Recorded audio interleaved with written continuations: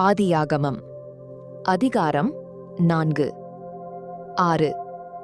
அப்பொழுது கர்த்தர் காயீனை நோக்கி, உனக்கு ஏன் எரிச்சல் உண்டாயிற்று?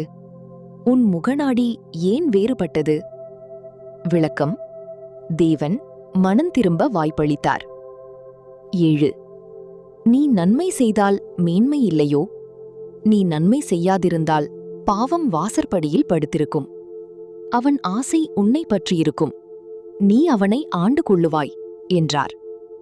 விளக்கம்: பாவத்தை மேற்கொள்ளாமல் ஜெயிக்க வேண்டும். 8. காயீன் தன் சகோதரனாகிய ஆபேலோடே பேசினான்.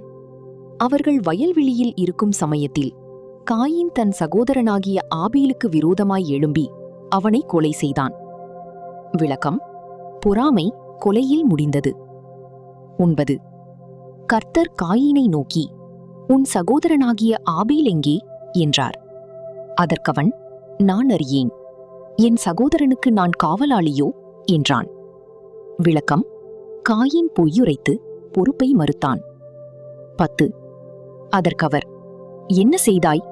உன் சகோதரனுடைய இரத்தத்தின் சத்தம் பூமியிலிருந்து என்னை நோக்கி கூப்பிடுகிறது. விளக்கம்: மறைக்கப்பட்ட பாவத்தையும் தேவன் அறிவார்.